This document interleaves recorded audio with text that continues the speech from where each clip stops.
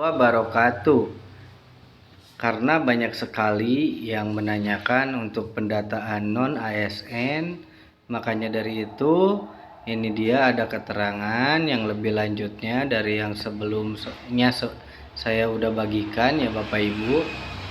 Jadi pendataan non ASN itu khususnya untuk yang provinsi, yang SMK, SLB, SMA negeri ya Bapak Ibu, itu didata oleh operator atau admin sekolah masing-masing ya Bapak Ibu. Insya Allah untuk SMK itu masa proses pendataan sudah didata oleh masing-masing sekolah. Jadi bersabarlah untuk SMK, SLB, SMA negeri yang berkaitan dengan pendataan non ASN ya Bapak Ibu. Nah, di sini saya mendapatkan informasi dari BKN Kepegawaian Negara ya Bapak Ibu. Siaran press nomor 018 garis miring rilis garis miring BKN garis miring 8 garis miring 2022 diterbitkan pada tanggal 30 Agustus 2022 di Jakarta ya Bapak Ibu.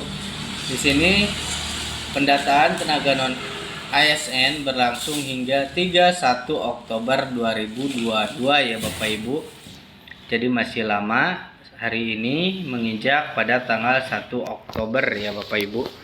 Nah, kemudian di sini dijelaskan, kita lihat bersama-sama, sebagai tindak lanjut ketentuan pemerintah yang melarang pengangkatan tenaga honorer atau sejenis seperti pegawai non ASN Badan Kepegawaian Negara BKN mulai melaksanakan pendataan tenaga non ASN di lingkungan instansi pemerintah pusat dan instansi pemerintah daerah. Pendataan tenaga non ASN dilakukan melalui portal BKN pada https://pendataan non-asn.bkn.go.id/ ya atau dot. Kemudian di sini adapun skema pendataan dibagi ke dalam beberapa tahapan ya Bapak Ibu, yakni pertama tahapan sebelum prafinalisasi, kemudian masing-masing admin atau operator instansi mendaftarkan tenaga non ASN.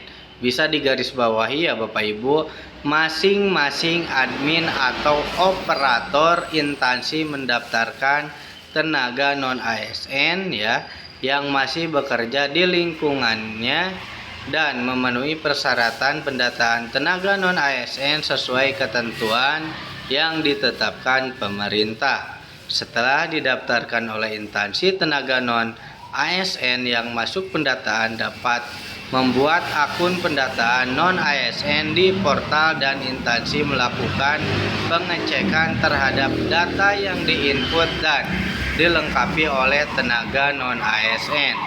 Nah, jadi setelah adanya pendataan non ASN dari masing-masing instansi SMK, SLB, SMA negeri, nah nanti kemungkinan ada penguploadan data yang diberikan passwordnya dan username-nya oleh operator atau admin sekolah yang mendaftarkan, seperti itu ya Bapak Ibu. Untuk itu, bagi Bapak Ibu, pantau terus channel kami supaya Bapak Ibu tidak ketinggalan informasi-informasi terbaru, khususnya untuk yang saat ini, yaitu pendataan non ASN ya Bapak Ibu.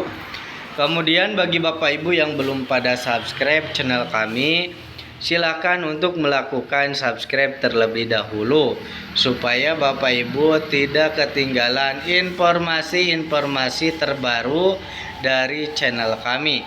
Dan jangan lupa aktifkan lonceng notifikasinya, kemudian share kepada seluruh teman Bapak Ibu dan di sosial media yang Bapak Ibu punya, supaya orang lain pun mengetahui informasi kali ini ya.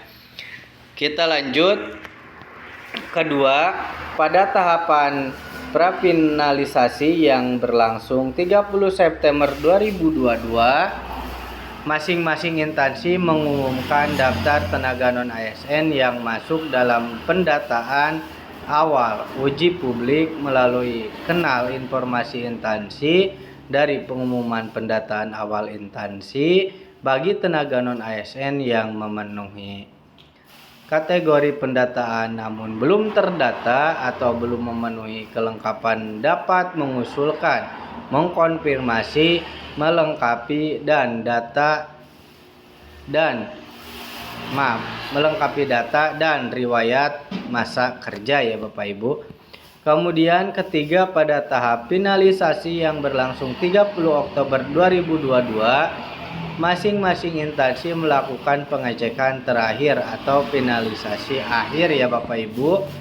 Kemudian di sini pendataan tenaga non-ASN dan menerbitkan surat pertanggungjawaban mutlak SPTJM sebagai hasil akhir pendataan serta mengumumkan hasil akhir data tenaga non-ASN pada kanal informasinya.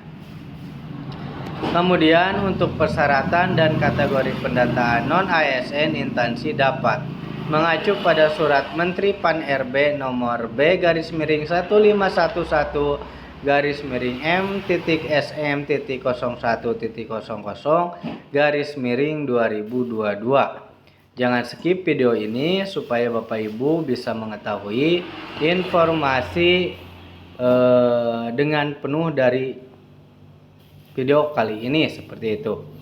Nah, di sini dijelaskan pada tanggal 22 Juli 2022 tentang pendataan non-ASN di lingkungan instansi pemerintah, diantaranya berstatus tenaga honorer kategori 2 THK 2 yang terdaftar dalam database BKN, pegawai non-ASN yang bekerja pada instansi pemerintah, pembayaran gaji penggunaan APBN instansi pusat dan APBD instansi daerah bukan melalui mekanisme pengadaan barang atau jasa individu ataupun pihak ketiga dianggap paling rendah oleh pimpinan unit kerja dan telah bekerja paling singkat selama 1 tahun pada tanggal 31 Desember 2021 ya Bapak Ibu. Berusia paling rendah 20 tahun dan paling tinggi 56 tahun pada 31 Desember 2021 dan masih aktif bekerja pada saat pendataan non-ASN. Pendataan tenaga non-ASN ini selain bertujuan untuk menindaklanjuti ketentuan peraturan pemerintah atau PP 48 tahun 2005 dan PP 49 tahun 2018, yakni larangan terhadap